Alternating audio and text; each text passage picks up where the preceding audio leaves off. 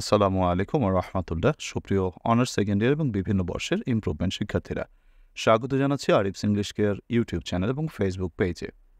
প্রিয় শিক্ষার্থীরা, আমাদের ২রা জানুয়ারি ২০২৫ সালে যাদের পরীক্ষা, তাদের জন্য শেষ মুহূর্তের সুপার শর্ট বুস্টার সাজেশন দিচ্ছি।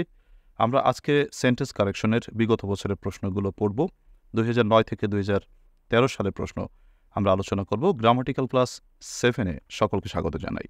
প্রিয় শিক্ষার্থীরা, তোমাদের এই ধারাবাহিক ক্লাসগুলো করাচ্ছি তোমাদের জন্য শেষ মুহূর্তের প্রস্তুতি সুপার শর্ট বুস্টার সাজেশন ২০২৪, যাদের ২/১/২০২৫ তারিখে পরীক্ষা, মাত্র 7 দিন পরেই যাতে তুমি নিশ্চিত পাশ করতে পারো তেমন একটি সাজেশনস আমি দিয়েছি, সেইখান থেকে তোমাদেরকে ক্লাসগুলো করাচ্ছি। যারা সাজেশনসটি নিয়েছো এটা বের করে তোমরা ক্লাসটি করলে ভালো বুঝতে পারবে। আর যারা এখনও পর্যন্ত এই দুর্দান্ত শর্ট সাজেশনস বইটি সংগ্রহ করোনি, তোমরা সংগ্রহ করার জন্য আমার সাথে যোগাযোগ করতে পারো 0184385236 এই নম্বরে হোয়াটসঅ্যাপে SMS করে। তোমরা সাজেশনসটির মূল্য হচ্ছে 400 টাকা, সুন্দরবন কুরিয়ার সার্ভিস খরচ একদম ফ্রি। তোমরা মাত্র 400 টাকা দিয়ে এই সাজেশনসটি অর্ডার করতে পারবে এবং এটা নিতে পারবে। সো তোমরা এটা অর্ডার করার জন্য আমার সাথে যোগাযোগ করতে পারো। আর অবশ্যই সবাই SMS দেবে, কল না দেওয়ার জন্য অনুরোধ করছি। প্রিয় শিক্ষার্থীরা, চলো আজকের ক্লাস শুরু করি। তো দেখো, প্রথম প্রশ্নটি কি রয়েছে। প্রথম প্রশ্নটি রয়েছে হচ্ছে তোমার 10 men were wounded and 1 killed. 10 জন মানুষ আহত হয়েছিলেন এবং একজন খুন হয়েছিলেন। এবার করে কারেকশনটা এরকম হবে, দেখো 10 men were wounded and 1 was killed. আচ্ছা, এখন প্রশ্ন করতে পারো, স্যার তাহলে 1 এর পর was killedটা হলো কেন? এই wasটা এখানে আসবে কেন? wasটা কি আসার কথা? আচ্ছা, সরি, wasটা এখানে আসবে কেন, এটা তোমাদের কাছে প্রশ্ন হতে পারে। তো দেখো, সে ব্যাপারে একটু কথা বলি যে এখানে ওয়াজ কেন আসলো, তাই তো? আচ্ছা, তো এটা হচ্ছে একটা প্যাসিভ ভয়েস। বাম পাশে লেখা রয়েছে 10 men were wounded, দেখো 10 জন মানুষকে আহত করা হয়েছিল, এইখানে were প্লাস V3 মানে were wounded। কিন্তু ডান পাশে লেখা রয়েছে 1 killed, একজন খুন করেছিল। একজন কি খুন করেছিল নাকি একজনকে খুন করা হয়েছিল বা হত্যা করা হয়েছিল? একজনকে হত্যা করা হয়েছিল, তাহলে 1 was killed। তাহলে তোমাকে অ্যান্ডের দুই পাশেই প্যাসিভ ভয়েসকে অর্থ অনুসারে মেনটেন করতে হচ্ছে। বাম পাশের অংশে 10 men were wounded, তো ডান পাশে 1 এর পর একটি অক্সিলারি ভার্ব বসবে was killed, তাই আমি was killedটা বসালাম। আমাদেরকে মনে রাখতে হলে জানতে হবে যে প্যাসিভের সূত্র যেটা, প্যাসিভ ভয়েস বোঝালে আমাদেরকে auxiliary verb plus past participle বসাতে হবে। আমি তোমাদেরকে আজকে যেখানে প্রয়োজন হয় নোট লিখে দেওয়ার চেষ্টা করবো। তোমরা নোটগুলো লিখে নিতে পারো বা একটু নোট করে রাখতে পারো, যেটা তোমাদের কাজে আসবে। এরপর আমরা বিদাগের প্রশ্নটিতে চলে যাচ্ছি। বিদাগের প্রশ্নে কি দিয়েছে আমরা একটু দেখি। The driver made the car moved. এটা কারেক্ট আনসারটা দেখো কিভাবে হবে। এর কারেক্ট আনসারটা হবে the driver made the car move. আচ্ছা, এখন প্রশ্ন হচ্ছে, দেখো এই যেখানে মেইডের পরে কারের জন্য, কারের পর মুভড থেকে মুভ কেন বসলো বা এটা কেন বসবে? এর কারণটা হচ্ছে, দেখো এটাকে বলে কজিটিভ ভার্ব। নোটটা একটু আমি দেখো, নোটটা তোমাদেরকে একটু দেখিয়ে দিচ্ছি। নোটটা হচ্ছে পজিটিভ ভার্বের ক্ষেত্রে মেক লেট থাকলে বেস ভার্ব বসে, আর গেট হ্যাভ থাকলে পাস্ট পার্টিসিপেল বসে। এটাকে বলে পজিটিভ ভার্ব। পজিটিভ ভার্বটা হচ্ছে নিযন্ত ক্রিয়া। নিযন্ত ক্রিয়া মানে হচ্ছে একজনের কাজ আরেকজনকে দিয়ে করানো। যেমন the driver made the car move, ড্রাইভারটি গাড়িটি চালিয়েছিলেন, মানে চলছে কিন্তু গাড়ি চালিয়েছে চালক। বাংলা এটাকে পজিটিভ মানে নিযন্ত ক্রিয়া বলা হয়, ইংরেজিতে বলা হয় পজিটিভ ভার্ব। তো পজিটিভ ভার্ব বোঝাতে আমাদেরকে মেক অথবা লেট ভার্ব থাকলে আমাদের পরবর্তীতে বেস ভার্ব মানে মূল ভার্বটা বসে, আর তোমার গেট অথবা হ্যাভ থাকলে তার জন্য পাস্ট পার্টিসিপেল বসাতে হয়। তাহলে এখানে দেখো আমাদেরকে মেড ভার্বের পরে কিন্তু এখানে মুভড না বসে মুভ বসেছে। আশা করি তোমরা বুঝতে পেরেছ। এরপরে আমরা সি নম্বর প্রশ্নটিতে চলে যাচ্ছি। দেখো সি নম্বর প্রশ্নটিতে কি বলেছে, I am not in good terms with him. এটার কারেক্ট আনসারটা হবে I am not on good terms with him, মানে আমার তার সাথে ভালো সম্পর্ক নেই। এখানে মনে রাখার বিষয়টা হচ্ছে on good term, in good terms না, হবে হচ্ছে অন গুড টার্মস। এটা একটা ফ্রেজ, এর অর্থ হচ্ছে ভালো সম্পর্ক থাকা, on good terms. Happiness consists of contentment. এটার কারেক্ট আনসারটা দেখো, কারেক্ট আনসারটা হবে হচ্ছে তোমার happiness consists in contentment. Contentment যদি না জানো তাহলে বইতে অর্থটি লিখে রাখো, বা হ্যান্ড নোটের ওখানে অর্থটি লিখে রাখো টান দিয়ে। কন্টেন্টমেন্ট মানে আত্মতৃপ্তি, কন্টেন্টমেন্ট মানে তৃপ্তি বা সন্তুষ্টি, স্যাটিসফ্যাকশন যদি এর সিনোনিম বলতে পারো। তো হ্যাপিনেস কনসিস্টস ইন কন্টেন্টমেন্ট। মনে রাখবে যে কনসিস্ট অফ মানে গঠিত হওয়া, নোট করে রাখতে পারো। কনসিস্ট অফ মানে হচ্ছে গঠিত হওয়া, আর কনসিস্ট ইন মানে নিহিত থাকা। তাহলে happiness consist in happiness consists in contentment. সুখ আত্মতৃপ্তির মধ্যে বা তৃপ্তির ভিতরে নিহিত থাকে। আর কনসিস্ট অফ মানে গঠিত হওয়া, যেমন যদি বলা হয় যে our family consists of 5 members, আমাদের পরিবার 5 জন সদস্য নিয়ে গঠিত। তো এরকম বুঝলে আমরা কনসিস্ট অফ বসাই, আর যদি আমাদেরকে বোঝায় যে নিহিত থাকা, সেই ক্ষেত্রে আমরা কনসিস্ট ইন বসাই। এই নম্বর উত্তরটা দেখো, এই নম্বর কি লেখা রয়েছে, he is out of his temper. সে এখন তার মেজাজের বাইরে, মানে সে টেম্পার হারিয়ে ফেলেছে। তো এখানে হিজ কথাটি বসবে না, আমাদেরকে এখানে প্রোনাউনগত ভুল রয়েছে, অর্থাৎ he is now out of temper. সে এখন টেম্পারের বাইরে, মানে তার রাগটা নেই, রাগটা কমে গিয়েছে, ব্যাপারটা এরকম। আচ্ছা, তো আউট অফ হিজ টেম্পার হয় না, শুধু temper. F number, when you are idle, যখন তুমি অলস থাকো, ইউ মাস্ট সাফার, তোমাকে অবশ্যই ভুগতে হবে। তো এখানে হোয়েনের পর দেখো, হোয়েন দিয়ে মূলত কন্ডিশনাল সেন্টেন্স গঠিত হয় না। কন্ডিশনাল সেন্টেন্স গঠিত হয় হচ্ছে তোমার ইফ দিয়ে। তাহলে ইফ ইউ আর আইডল, তুমি যদি অলস থাকো, ইউ মাস্ট সাফার, তোমাকে অবশ্যই ভুগতে হবে। আচ্ছা, যে নম্বরটা দেখো, যে নম্বরটা আমাদের কি হবে, she is very weak to speak, সে কথা বলার জন্য যথেষ্ট দুর্বল। তোমরা যখন দেখবে যে টু রয়েছে, টু প্লাস ভার্ব রয়েছে, ইনফিনিটিভ রয়েছে, তখন আমাদেরকে ঠু বসাতে হবে, ভেরি বসবে না। ঠু দিয়ে আমাদেরকে তীব্রতা প্রকাশ করা হয়। বা দেখো, শি ইজ টু উইক, সে এতটাই দুর্বল, ঠুর পরে একটি অ্যাডজেক্টিভ বসে এবং এটা দিয়ে কারণ প্রকাশ করে যে শি ইজ টু উইক, সে খুবই দুর্বল, মানে এতটাই দুর্বল। ফলাফলটা কি, টু স্পিক, সে কথা বলতে পারে না। তার মানে ঠুর পর যে তোমাকে আমরা উইকটা বসিয়েছি, এই উইক বসানোর পরে আমাদেরকে টু স্পিকটা বসিয়েছি, এর ফলাফলটা হচ্ছে সে কথা বলতে পারে না। যেমন এরকম বাক্য কিন্তু আমরা আরও বলেছি বা আরও বলি, যে যেমন যদি উদাহরণ হিসেবে বলি যে তোমার এখানে আমরা যদি একটু উদাহরণ দেখাই, ধরো যে he is too weak to walk. এখানে ঠুর পর কি বসেছে, উইক, মানে হচ্ছে দুর্বল, আর টু ওয়াকটা হচ্ছে তার ফলাফল, সে এতটাই দুর্বল যে সে হাঁটতে পারে না। এরকম করে টু থাকলে আমরা টু প্লাস ভার্ব বসাই, বা টু প্লাস ভার্ব থেকে আমরা অ্যাডভার্ব টু বসাই। তো সুপ্রিয় পরীক্ষার্থী, হচ্ছে আমাদের 2000 কত সালের, 2009 সালের যে প্রশ্নের কালেকশন, সেটা আমরা সমাধান করলাম। আশা করি তোমরা বুঝতে পেরেছো।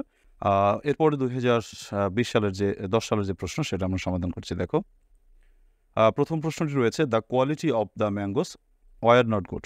এর কারেক্ট অ্যান্সারটা খেয়াল করো। এর কারেক্ট অ্যান্সারটা কী হবে তোমরা একটু দেখো, আমি কি লিখছি। The quality of the mangoes was not good. এটা কেন ওয়াজ হলো, তাই তো?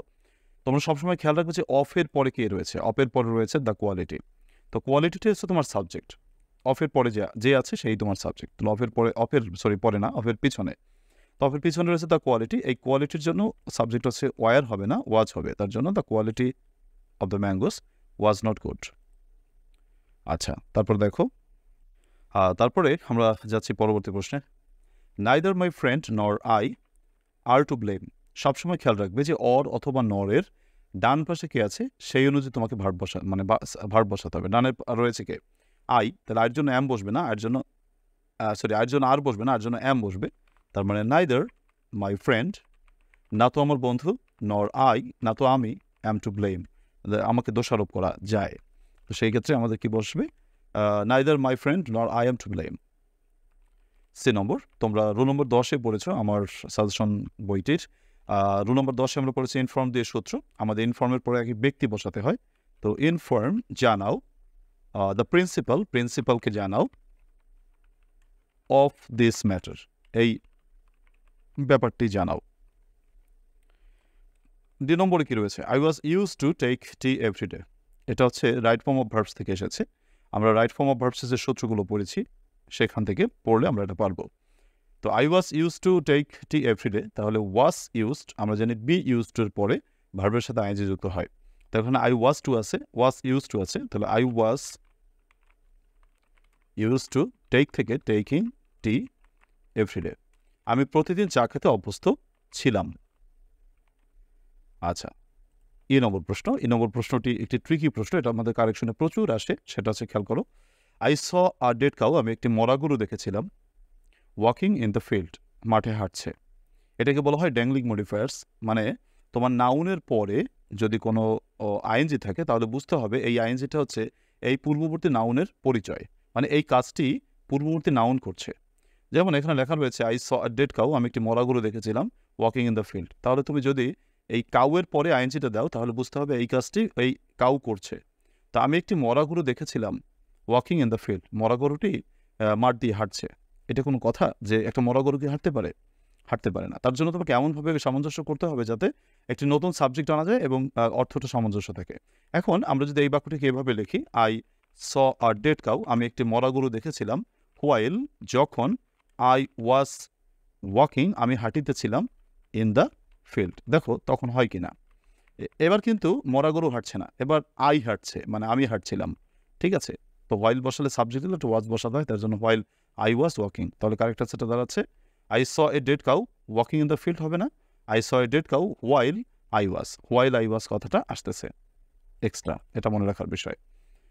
এফ নম্বর প্রশ্নে বলেছে had I been a rich man, আমি যদি ধনী লোক হতাম তাহলে আমি কি করতাম? আমি গরিবদের সাহায্য করতাম। সুপ্রিয় পরীক্ষার্থী, এটা হচ্ছে রাইট ফর্ম অফ ভার্বস কত? রাইট ফর্ম অফ ভার্বসের আমার সাজেশনস বইয়ের 21 নম্বর সূত্র যেটা আমরা পড়েছিলাম, সেই 21 নম্বর সূত্র থেকে এটা কারেক্ট করতে হবে। যেমন had I bin, had plus V3 থাকলে ডান পাশে উড হ্যাভ প্লাস V3 বসে। তাহলে had I been a rich man, আমি যদি ধনী লোক হতাম তাহলে আই উড হ্যাভ হেল্প থেকে হেল্পড দ্য পুর, আমি গরিবদের সাহায্য করতাম। যে নম্বর প্রশ্নতে রয়েছে he resembles to his father, তাকে দেখতে তার বাবার মতো। আমরা কারেকশনের যে রুল নম্বর 1 পড়েছি, সেই রুল নম্বর 1-এ আমরা পড়েছি যে কিছু কিছু শব্দ রয়েছে যাদের পরে টু কথাটি বা কোনো প্রিপোজিশনই বসে না।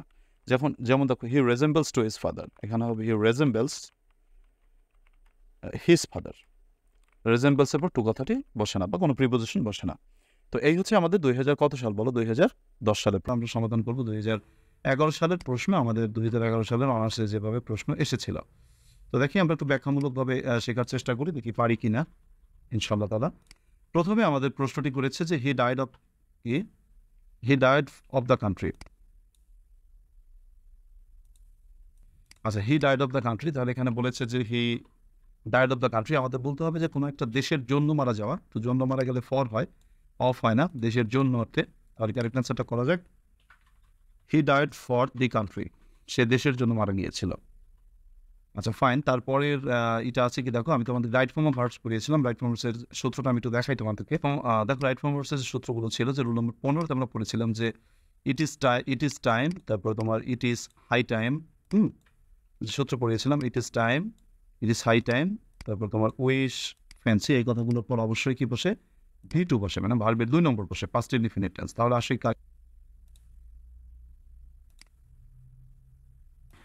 তাহলে আমরা দেখলাম যে এটা হাই টাইমের পরে কি বসে? তোমার V2 বসে। যেমন তুমি এখানে দেখেছো যে V2 বসে, তাহলে আমাদের কারেক্ট আনসারটা কি দাঁড়াচ্ছে? কারেক্ট আনসারটা হচ্ছে তোমার it is high time, it is high time we started our journey, এখন উত্তম সময় আমরা আমাদের জার্নিটা শুরু করি। আচ্ছা, তারপরে বলেছে he is comparatively better today, সে হয় তুলনামূলকভাবে ভালো। তো কথাটা মানে হচ্ছে দেখো, এটাকে দুভাবে কারেক্ট করা যায়, এভাবে করা যেতে পারে যে he is comparatively better today, মানে বিষয়টা হচ্ছে কম্পারেটিভলি ওয়েল টুডে, এভাবে করা যেতে পারে। মানে গুড মানে ভালো, তো মানে ওয়েল মানে ভালো, একটু ভালো, আরেকটু ভালো মানে বেটার। তাহলে তোমার বেটার শব্দ হচ্ছে তুলনামূলকভাবে ভালো, আবার কম্পারেটিভলি মানে তুলনামূলকভাবে ভালো, তাহলে একই কথা দুইবার এসে গেল। এর জন্য কারেক্ট আনসার হবে হি ইজ কম্পারেটিভলি বেটার টুডে, এটা হবে হচ্ছে হি ইজ কম্পারেটিভলি ওয়েল টুডে। অথবা এটাকে তুমি এভাবে করতে পারো যে হি ইজ বেটার টুডে, সে আজকে ভালো আছে, তাহলে কম্পারেটিভলি কথাটা লাগবে না। আচ্ছা, তারপরের প্রশ্নটি দেখো কি বলেছে, death is more preferable than distress. অপমান অপেক্ষা মৃত্যু ভালো, কথাটা মানে হবে যে ডেথ ইজ প্রেফারেবল, মৃত্যু হয় ভালো, টু ডিসগ্রেস, অপমান অপেক্ষা। আচ্ছা, ডিসগ্রেস অপেক্ষা মৃত্যু ভালো। তারপর বলছে there is no place in the bench, বেঞ্চে কোনো প্লেস নাই। কথাটা বলতে হবে যে বেঞ্চ বলে বেঞ্চে কোনো রুম থাকে না। আমরা যে একটা বেঞ্চে বসে 5 জন মানুষ, বলতে হবে যে বেঞ্চে হচ্ছে রুম থাকে। তোমার ধরো 5 জন মানুষ বসতে পারলে একটা বেঞ্চে 5টা রুম থাকে। তো এর জন্য বলতে হবে there is no room in the bench, there is no room in the bench, বেঞ্চে কোনো রুম নাই। ওকে। আচ্ছা, এরপরে বলছে would you mind close the door. Mind ভার্বের পরে আমি তোমাদের সূত্রটা দেখাচ্ছি, রাইট ফর্ম অফ ভার্বসের সূত্র পড়িয়েছিলাম তোমাদেরকে। দেখো আমি তোমাদের শিট থেকেই দেখাই যে রাইট ফর্ম অফ ভার্বসের আমরা কোথায় পড়েছিলাম। এই দেখো, এই 18 নম্বর সূত্রটা পড়েছিলাম। মাইন্ড, ওর, তারপরে can not help, could not হেল্পের পরে সবসময় মূল ভার্বের সাথে আইএনজি বসে, কারণ এই রাইট ফর্ম অফ ভার্বসের সূত্রগুলো রাইট ফর্ম অফ ভার্বসে যেমনটি লাগে আমাদেরকে তেমনটি কারেকশনেও লাগে, তার জন্য আমাদেরকে একটু জানা প্রয়োজন। এর জন্য দেখো অডিও মাইন্ডের পরে অবশ্যই এই টু ক্লোজটা বসবে না, ভার্বের সাথে আইএনজি বসবে। সেটা হচ্ছে তোমার অডিও মাইন্ড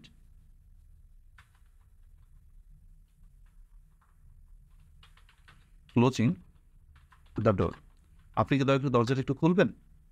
আচ্ছা, তারপর দেখো তোমার জি নম্বর, দেখো জি নম্বর এবং তোমার এখানে জি নম্বর এবং তোমার যে এখানে আচ্ছা, হ্যাঁ, জি নম্বর আরেকটা প্রশ্ন দেখলাম, রিজেম্বল, একটু আগে পড়েছিলাম রিজেম্বল কথাটা, ওইটা কিন্তু একই সূত্র, অর্থাৎ রিজাইনের পর প্রিপোজিশনটা বসবে না। তার কারেক্ট অ্যান্সারটা কী দেওয়া হবে? Mister Ali has resign his post. আচ্ছা, এরপর আসো আমাদের 2012। আমার মনে হয় আমার একটু বিরক্তি তোমাদের লাগছে কিনা যে আমি বোধহয় জায়গায় উত্তর না বলে নিচেই উত্তর বলি, তাহলে বোধহয় ভালো বোঝা যাবে।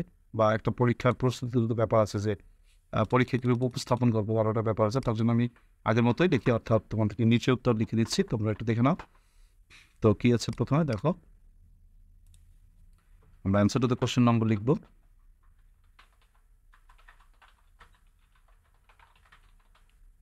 এটা 9 না? আচ্ছা,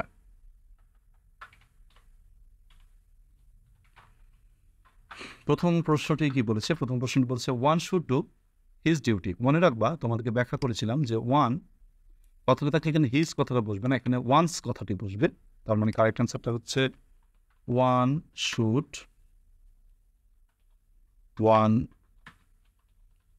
ডু ওয়ান্স ডিউটি। কারণ ওয়ান এমন একটা ইন্ডিপেন্ডেন্ট প্রোনাউন যার লিঙ্গভেদ হয় না, মানে নারী পুরুষ হয় না, এর জন্য ওয়ান দিয়েই আমাদের প্রকাশ করতে হয়।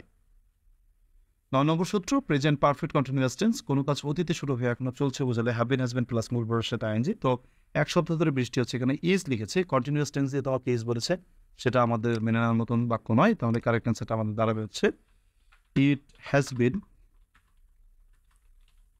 Raining for a week. এক সপ্তাহ ধরে বৃষ্টি হচ্ছে। 3 নম্বর প্রশ্নটা রয়েছে he speaks English like English. মনে রাখবে জাতির নামে রেখে সবসময় দা বসে, এখানে ইংলিশটা হচ্ছে জাতি, ইংরেজদের মতো, তার জন্য এখানে দা বসবে, অর্থাৎ হি স্পিক্স ইংলিশ, তিনি ইংলিশ বলেন, লাইক দি ইংলিশ, তিনি ইংরেজদের মতো ইংরেজি বলেন। জাতি অর্থে অবশ্যই ইংলিশ থাকলে দি বসবে। 2 number, wait here until I do not come. Until মানে যতক্ষণ না পর্যন্ত, তাহলে এখানে ডাবল নেগেটিভ। দেখো আনটিল কথাটা নেগেটিভ, আবার যদি ডু নট কথাটা বলে তাহলে ডাবল নেগেটিভ হয়ে গেল। সো আমাদেরকে একটাকেই মানে অ্যাফার্মেটিভ করতে হবে। কীভাবে করা যায়? দুভাবে করা যেতে পারে। তুমি যদি বলো যে ওয়েট হেয়ার, এখানে অপেক্ষা করো, till I do not come, ঠিক আছে, ওভাবে করা যেতে পারে, তো ভালো হবে না। তো আমরা আনটিল দিয়েই রাখি, আনটিল আই ডু নটটা বাদ দাও, আই কাম, যতক্ষণ না পর্যন্ত আমি আসি। তারপরের প্রশ্নটি কি আছে আমরা একটু দেখবো, সরি, হ্যাঁ, পরের প্রশ্নটি আছে তোমার this is more preferable than that. আগেরই কথা, প্রেফারেবল কথাটা হচ্ছে একটার থেকে একটাকে বেশি পছন্দ করা, তো সেক্ষেত্রে প্রেফারেবল কথাটা কমপ্লিট আমরা মোর কথাটি বসাতে পারি না। প্রিফারেবলের পরে তো অবশ্যই প্রিপোজিশন টু বসবে, কাজে অ্যান্সারটা দাঁড়াবে দিস ইজ, মোর কথাটা বলা লাগবে না, this is preferable to that. আচ্ছা, ফাইন। তারপরে এফ নম্বর রয়েছে scarcely had he reached the station, সে স্টেশনে পৌঁছতে না পৌঁছতেই দ্যান দ্য বেল র্যাং। দেখো ছোটকালে কমপ্লিটিং সেন্টেন্সে পড়েছ, নো সুনার হ্যাড থাকলে দেন বসে, স্কার্সলি হ্যাড থাকলে হোয়েন বসে। তাহলে আমাদেরকে এখানে স্কার্সলি হ্যাডকে যদি তুমি রাখো তাহলে তোমাকে বসে বলতে হবে হোয়েন। আর যদি তুমি হার্ডলি নো সুনার হ্যাড রাখো তাহলে আবার দেনটা রাখা যাবে। কীরকম? যদি আমি দুইভাবে অ্যান্সার করতে পারি যে no sooner had he reached the station, সেই স্টেশনে পৌঁছতে না পৌঁছতেই দেন দ্য বেল র্যাং। অথবা তুমি স্কার্সলি হ্যাড ঠিক থেকে দেনের জায়গায় শুধু হোয়েন বসিয়েও দিতে পারো। নসুনার হ্যাডটা বোধহয় এখানে স্যারে প্রত্যাশা করছেন যিনি প্রশ্নটা করেছেন, কারণ নসুনার ব্যবহার যদি দেন দিয়েছে। আচ্ছা, এরপরে আসো কি বলছে, 5 out of the thieves escaped. 5 জন কি বলছে, চোরের মধ্যে 5 জন চোর এসকেপড পালিয়ে গিয়েছে। ভালো কথা, এই পাশ বোঝা গেছে যে তোমার 5 জন চোর পালিয়ে গিয়েছে, এটা ঠিক আছে। তারপরেটাই বলছে অ্যান্ড 2 কট, এবং 2 জন ক্যাচ মানে ধরা, কট মানে ধরেছিল। 2 জনকে ধরেছিল নাকি 2 জনকে ধরা হয়েছিল? উত্তর আসবে 2 জনকে ধরা হয়েছিল। অর্থাৎ এই অংশটাই পেসিভ বুঝিয়েছে, যেখানে সাবজেক্ট ধরেনি, মানে 2 জন চোর ধরেনি, 2 জন চোরকে ধরা হয়েছিল, এখানে পেসিভ ইন্ডিকেট করছে। তাহলে আমাদেরকে ডান পাশের অংশে পেসিভে যেতে হবে, 2 কট এখানে পেসিভে যেতে হবে। তাহলে বাক্যটা দাঁড়াচ্ছে 5 আউট অফ দ্য থিপস, 5 জন চোর এসকেপড পালিয়ে গেল, অ্যান্ড 2 জন চোর ওয়ার কট, 2 জন চোরকে ধরা হয়েছিল। তাহলে আমাদের পেসিভে যেতে হচ্ছে কট। আশা করি তোমরা বুঝতে পেরেছ। এরপর আসো, তাহলে প্রথম প্রশ্নটি বলেছে you should inform the matter to your father. আগেই বলেছি ইনফর্মযুক্ত বাক্যকে আমাকে প্রথমে লিখতে হবে ইনফর্ম, তারপরে ব্যক্তি আনতে হবে। তাহলে যে ব্যক্তিকে বলতে ইউর ফাদারটা আনতে হবে, এবার অফ দিয়ে যে বিষয়টি আমি জানাবো সেই বিষয়টাকে তুলতে হবে। তাহলে কারেক্ট আনসারটা দেওয়া হচ্ছে you should inform your father. You should inform your father of the matter. Output timing. Answer of the matter.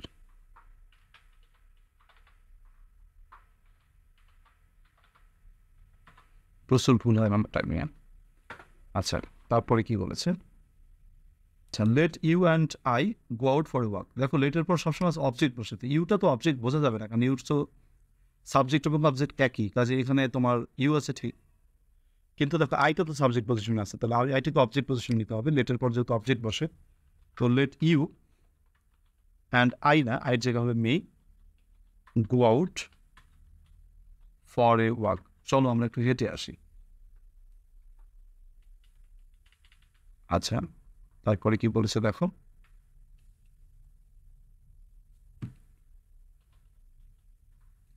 For a walk.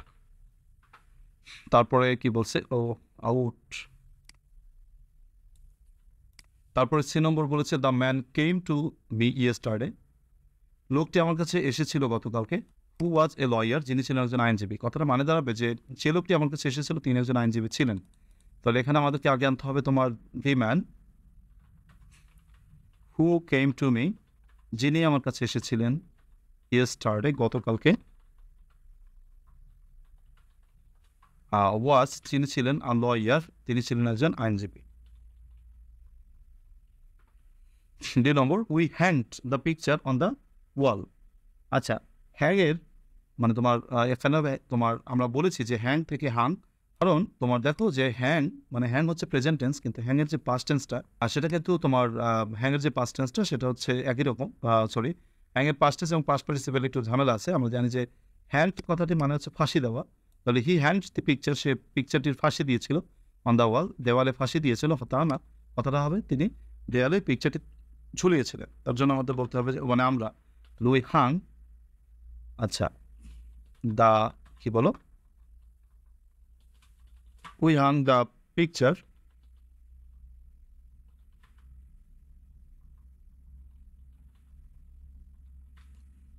On the wall. এরপর সে ক্যান টক ইংলিশ ফ্লুয়েন্টলি, সে ইংরেজিকে ফ্লুয়েন্টলি বলতে পারে। English কথাটাকে টক কথাটি বলতে না, আমরা জানি স্পিক, ইংলিশকে স্পিক করতে হয়। তাহলে কারেক্ট অ্যান্সারটা আসবে শি ক্যান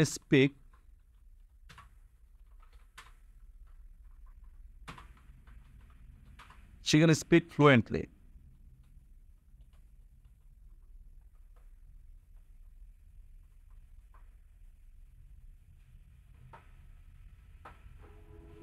আচ্ছা, তারপরের প্রশ্নটি।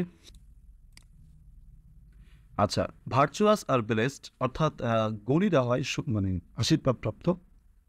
যারা গুণী তারা হচ্ছে আশীর্বাদপ্রাপ্ত। এখানে দেখো ভার্চুয়াস হচ্ছে তোমার একটি অ্যাডজেক্টিভ, তোমাকে এখানে কমন নাউন বানিয়ে দিতে হবে। সেটা কীভাবে বানানো যায় আমি আগে বলেছি, তোমাদের কোনো একটি অ্যাডজেক্টিভের আগে দি বসলে কমন নাউন সৃষ্টি হয়। এখানে দি ভার্চুয়াস বলতে হবে, অর্থাৎ গুণী ব্যক্তিরা দি ভার্চুয়াস আর ব্লেসড, গুণী ব্যক্তিরা হচ্ছে আশীর্বাদপ্রাপ্ত। তারপরের প্রশ্নটা হচ্ছে দি হান্টার শুট, হান্টার গুলি করেছিল 2 ডিয়ার্স, 2টি হরিণকে। দেখো একটা বই মানে বুক, একাধিক বই মানে বুকস, একটা পেন মানে পেন, কিন্তু একাধিক পেন মানে হচ্ছে পেন্স, এটা আমরা জানি। সেই যুক্তিতে ডিয়ার মানে হচ্ছে তোমার হরিণ, তো একটা হরিণ মানে হচ্ছে তোমার ডিয়ার, তো সেই যুক্তিতে 2টি হরিণকে বোঝাতে ডিয়ার্স হওয়ার কথা। কিন্তু মনে রাখবা যে কয়েকটি নাউন রয়েছে যেগুলো ব্যতিক্রম, যেমন হরিণ একটা, তারপরে ভেড়া একটা। তো এই যে ডিয়ার এবং ভেড়া, শিপ, সেই ক্ষেত্রে কিন্তু প্লুরাল হয় না, মানে ওইটা একটা হরিণ বোঝাতেও তোমার ডিয়ার, 5টা হরিণ বোঝাতেও ডিয়ার, ডিয়ার্স না। এখানে 2টি হরিণ বোঝাতেও ডিয়ার্স না। তাহলে কারেক্ট অ্যান্সারটা আসবে দি হান্টার শুট 2 ডিয়ার্স, না, বলতে হবে 2 ডিয়ার। সুপ্রিয় শিক্ষার্থীরা, তোমরা শেষ মুহূর্তে যারা প্রস্তুতি নিচ্ছ, যাদের এতদিন তেমন পড়াশোনা হয়নি, তোমরা অনেকে হয়তো এলোমেলো আছো যে কীভাবে পড়াশোনা করবো, তাদের জন্য বলবো তোমরা অতি সত্বর আমার যে অনলাইন প্রাইভেট ব্যাচটা রয়েছে, শেষ মুহূর্তের প্রস্তুতি ব্যাচ, তোমাদেরকে শুরু করেছি। আমাদের হাতে হচ্ছে আমরা 1.5 মাস সময় রেখে শুরু করেছি। সেটা যদি তুমি 1 মাসের জন্যও করতে পারো, আমি নিশ্চিতভাবে তোমাকে গ্যারান্টি দিয়ে বলবো অবশ্যই তুমি পাশ করে যাবে। পাশের দায়িত্বটা বলা চলে আমার, সিদ্ধান্তটা তোমার, তুমি পাশ করতে চাও কি না। তোমরা অনার্স সেকেন্ড ইয়ারে পাশ করতে হলে মূলত গ্রামাটিক্যাল পার্টি বিশেষ গুরুত্ব প্রয়োজন হয়। গ্রামারটাই হচ্ছে মেইন জায়গা। তো আমাদের অনলাইন ব্যাচ সম্পর্কে তোমরা যারা তথ্য জানতে চাও, তোমাদেরকে একটু তথ্য জানাতে চাই। সেটা হচ্ছে আমাদের ক্লাস হয় হচ্ছে ফেসবুকে গ্রুপে, প্রাইভেট গ্রুপে, স্মার্ট বোর্ডে। সপ্তাহে আমরা 6 দিনই এখন ক্লাস নিচ্ছি, প্রতিদিনই ক্লাস নিচ্ছি। একদিন বন্ধ থাকছে, আর 6 দিনই আমরা ক্লাসটা নিচ্ছি, যেহেতু তোমাদের 2 তারিখে পরীক্ষা। প্রতিদিন যা পড়ানো হয় তার উপর ক্লাস টেস্ট নেওয়া হয়ে থাকে।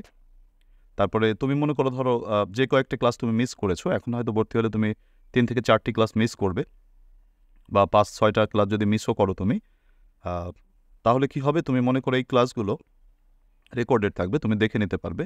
হয়তো প্রতিদিন রাত 9টায় ক্লাস হয়, তুমি হচ্ছে সকালে বা তার আগে দিনের ভাগে যে কোনো সময় সেই রেকর্ড, মানে লাইভ ক্লাসটা যেহেতু রেকর্ডেড থাকে, তুমি তোমার মতো করে নিতে পারবে। আচ্ছা, তো আমি যদি তোমাদেরকে আমার অনলাইন ব্যাচের মানে কোর্স প্ল্যানটা একটু বলি। যেমন মনে করো এখানে দেখতে পাচ্ছ আমরা কী করি, প্রত্যেকটি ক্লাসে আমরা ধরো একটা জায়গা পড়া দেই, মানে রাইটিং পার্ট বা মেমোরাইজিং পার্ট পড়া দিই। এই যে পড়াটা আমি দেই, এই পড়া প্লাস হচ্ছে ওই দিন যে জিনিসটা পড়ালাম, মানে ক্লাসে আমরা যে জিনিসটা পড়িয়ে দিলাম, গ্রামার বা তোমার রাইটিং পার্ট যাই হোক না কেন, সেগুলোর সবগুলো মিলিয়ে পরের দিন একটা ক্লাস টেস্ট প্রথমে হয়, তারপর আমাদের মূলত আলোচনা বা আমাদের ক্লাস শুরু হয়। তো এই ক্লাস টেস্টটা তোমার অত্যন্ত কার্যকরী একটা বিষয়। তোমরা যারা মনে করো একা একা বাসায় বই পড়ছো, হয়তো দেখা যায় কি, বা আমার যারা ফেসবুক বা ইউটিউবে রেকর্ডেড ক্লাসগুলো করছো, স্ক্রিনের মাধ্যমে যে রেকর্ডেড ক্লাসগুলো নিচ্ছি বা দিচ্ছি, যেমন এই ভিডিওর মতো ক্লাসগুলো যেমন করছো তোমরা, এতে কিন্তু রেগুলারিটি থাকে না, বা আমার ক্লাসগুলো হয়তো আমি নিয়মিত দেইও না। তো এই লাইভ ক্লাসগুলোতে হয় কি, যে নিয়মিত থাকা যায়, নিয়মিত চর্চায় থাকা যায়। প্রতিদিন যে ক্লাস টেস্টটা থাকে, এই ক্লাস টেস্টটা যদি তুমি প্রতিদিন পড়ো বা পড়া করে আমাকে ক্লাস টেস্টে পার্টিসিপেট করো ব্যাচে লাইফে, তাহলে কি হবে, যে প্রতিদিনের পড়াটা তোমার প্রতিদিন কমপ্লিট হয়ে যাচ্ছে। যেমন বিশেষ করে রাইটিং পার্ট, গ্রামার পার্ট, এই বিষয়গুলো তো তোমার শেষ হয়ে যাচ্ছে। তাছাড়া তুমি মনে করো প্রতিদিন আমি যে আইটেমগুলো পড়াচ্ছি, ধরো এগুলো তোমার প্ল্যান করা আছে, সব ক্লাসই প্ল্যান করা আছে। আমি 35টি ক্লাসের মধ্যে সব শেষ করতে পারবো ইনশাআল্লাহ। তবে আমরা ক্লাস 40+ পাবো, যেহেতু প্রতিদিন ক্লাস করাচ্ছি, সপ্তাহে আমরা প্রতিদিনই ক্লাস করাচ্ছি। তো সেক্ষেত্রে মানে 6 দিন যেহেতু, সেটা প্রতিদিনই বলা যায়। তো সেই ক্ষেত্রে তোমার কোর্সটা খুব সুন্দরভাবে ইনশাআল্লাহ কমপ্লিট হয়ে যাবে। তো সেই এই যে মনে করো প্রতিদিনের পড়ালেখার যে একটা রেগুলারিটি, সেটা কিন্তু থাকছে, এবং তুমি একটা নিয়মের মধ্যে থেকে তোমার কোর্সটিকে কমপ্লিট করতে পারছো। এই মুহূর্তে অনেকেরই বিভিন্ন স্যারের কাছে প্রাইভেট পড়তে যাওয়াটা সম্ভব না। আবার দেখা যায় যে তুমি প্রাইভেট পড়তে গেলা, কিন্তু সেই ব্যাচগুলো তো এগিয়ে গেছে, হঠাৎ করে তুমি সেখানে গিয়ে অ্যাডজাস্ট করতে পারবে না।